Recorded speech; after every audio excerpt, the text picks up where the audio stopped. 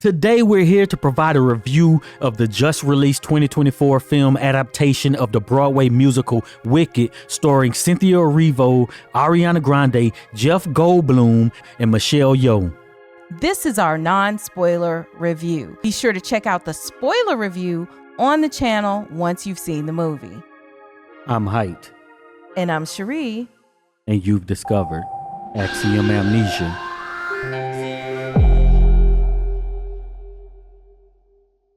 We want to thank all of the supporters who helped to make this video possible. If you want your name to appear alongside these contributors, make a one-time donation via Cash App, or you can head on over to patreon.com/axiomamnesia to enjoy all of the benefits of becoming a monthly subscriber. Let's get to our rating. Our proprietary rating system that Heit has put together for us, where we actually give a star rating to 6 categories of the film.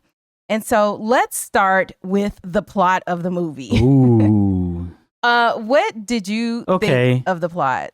So first coming in, right? I know of The Wizard of Oz, and I know that plot. So to be like, on our other channel, Axiom Amnesia, we do fan theories and stuff, right? So it's kind of like, oh man, it's a different take on this. Or how you do a prequel and now we got to see how we get to whatever. I like that aspect. So I don't go into it not knowing anything, right? So if I'm watching like Lord of the Rings or,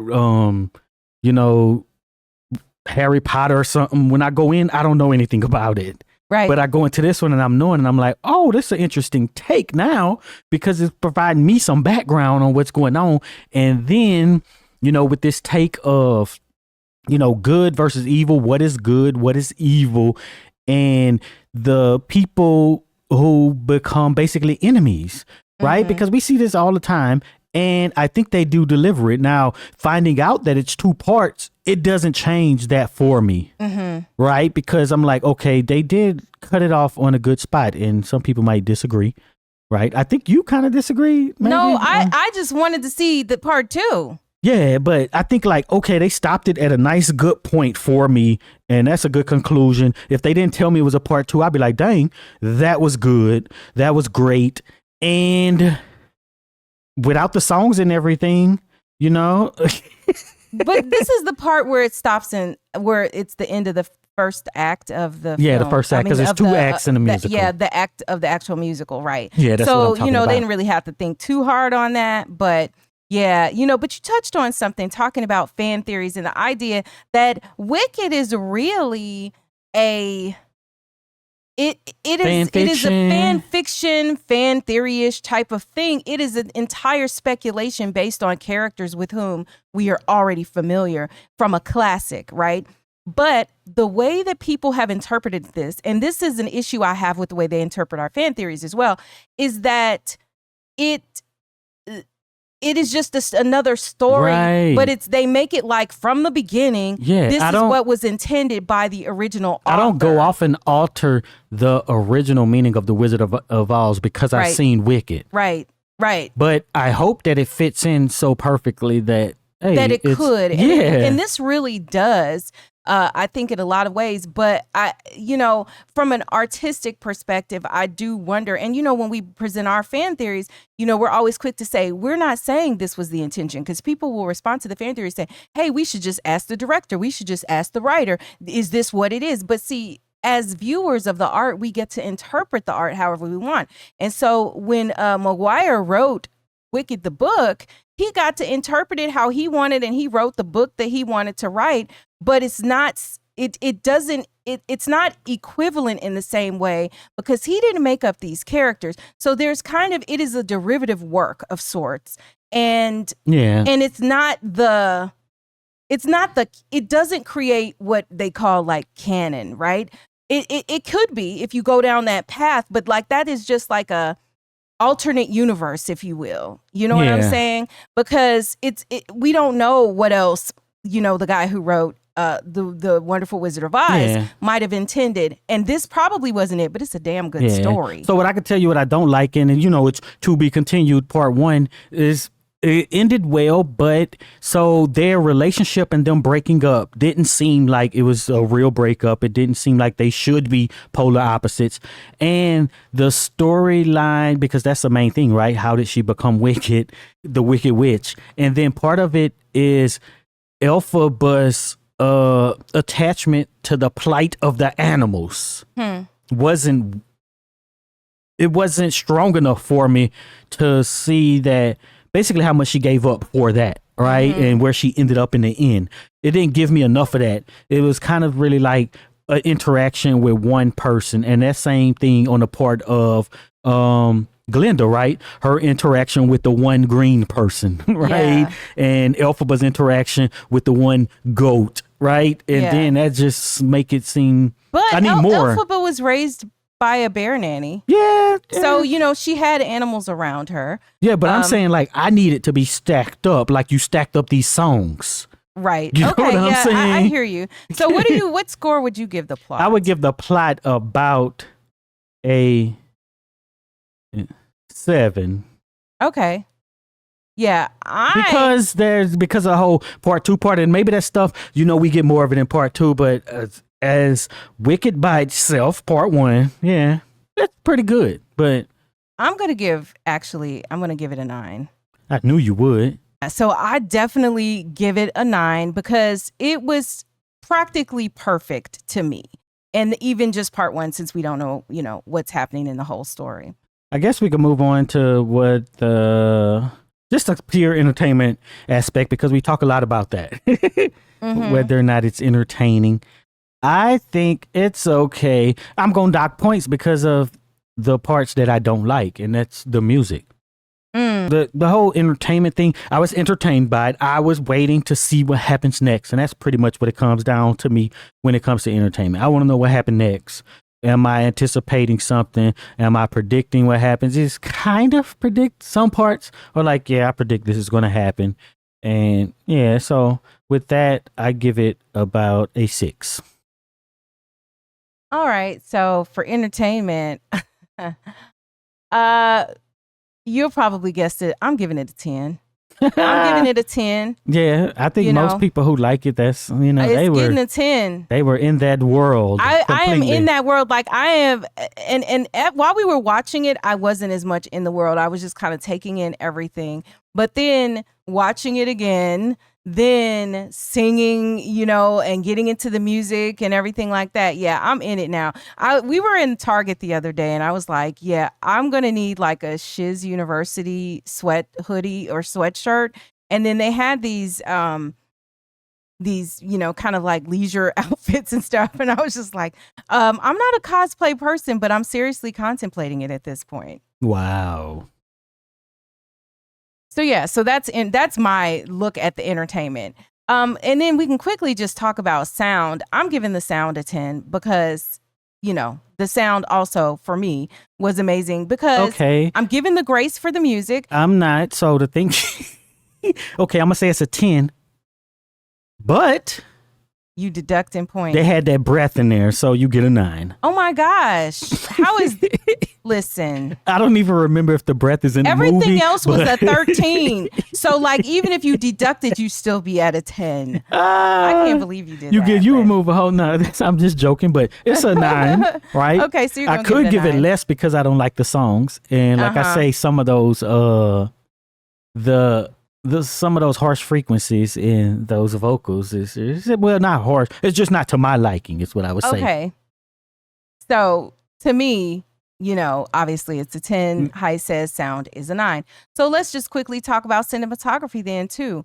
If I look at the cinematography, I feel like that's a 10 as well. And I'm telling you, these are high scores because if you look at other stuff that we have rated along the way, it definitely was not this high. But cinematography, I love the angles. You know, there's points where, you know, you have like what would be like drone shots and flyover shots. And we even watched some of the behind the scenes, how they had to grow a bunch of tulips and stuff. And I think that taints it for me, right? Like I'm taking into consideration, like a jury, things I should not be taking into consideration. Now I'm thinking about, dang, how they accomplished these things too. You know what I'm saying? But I still will give them a 10 on the cinematography because it's just amazing. They got green screens, they got everything, they got rotating sets and all kind of stuff. And yeah. Well, let's talk about the acting next. To me, okay, so we obviously talk about Ariana Grande, Cynthia Erivo. Both of them were excellent. Actually, I love that Ariana Grande brought, and humor was part of Galinda's character, even in the stage play. And I love how she played the, the little humorous parts of her character. And then I love how that was up against a lack of humor, really, with Elphaba, right? It just worked. It was like they really were very opposite from one another. And it was so obvious.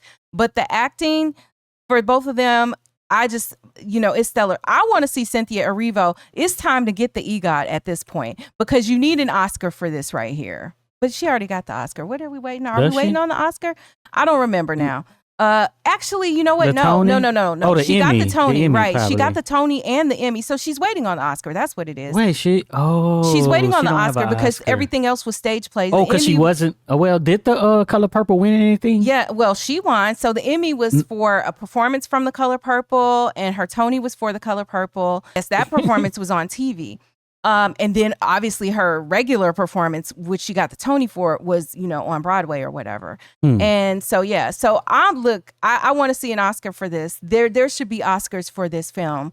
And if there aren't, then it's going to probably. Then we're going to have a reckoning. Well, I don't care about no rate. What do you rate it though? So I mean, 10. Okay. The acting is a 10. It's and then not, I also want to bring up the fact that, you also have Michelle Yeoh and Jeff Goldblum and other actors as well. And they were all good. And I really thought that, that was good. And I especially, Jeff Goldblum is always good in everything he does. And he's a smart actor also, which is very appealing when you watch his work. The actors are good, the main ones, the 4 main ones. I think you just mentioned the 4 of them. And Ariana Grande might not be on their level to me, right?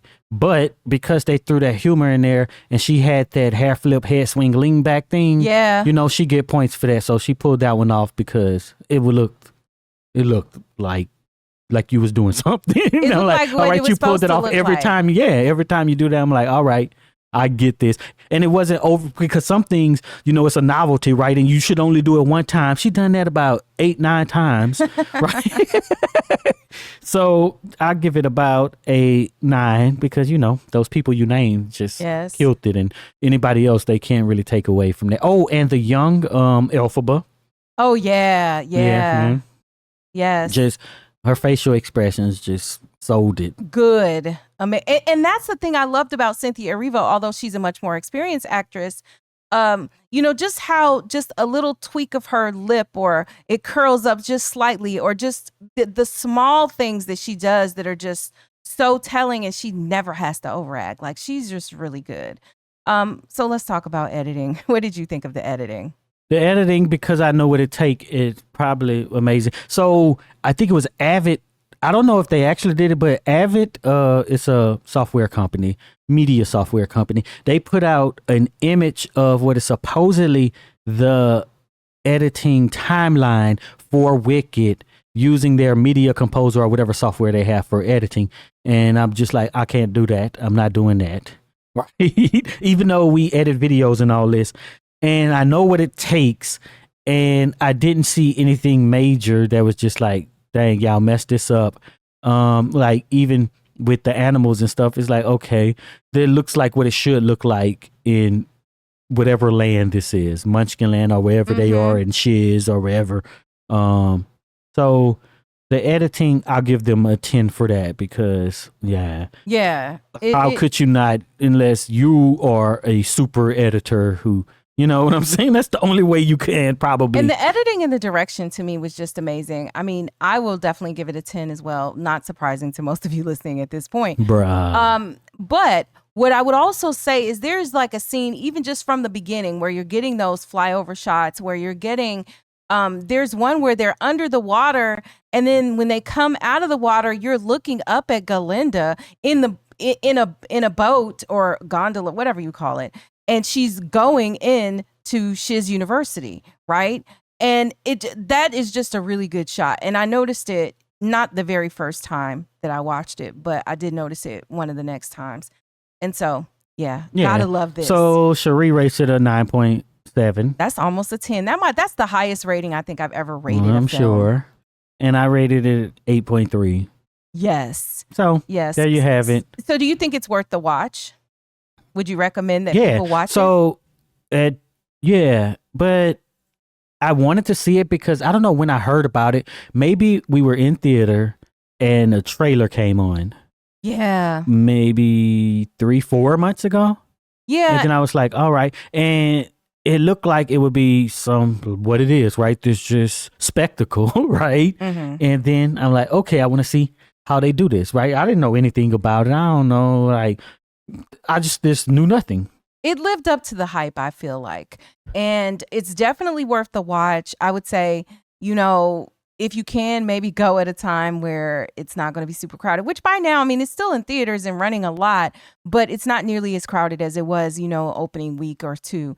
We're a couple weeks out from opening. So, that makes a difference in how crowded the theaters are. And we're lucky enough to live someplace where people just, I don't know, they don't seem like they're really in the theater all that much. And then, if they're running the movie, every hour or two, then, you could probably go in there and not have many people at all by now, I'm sure. Yeah.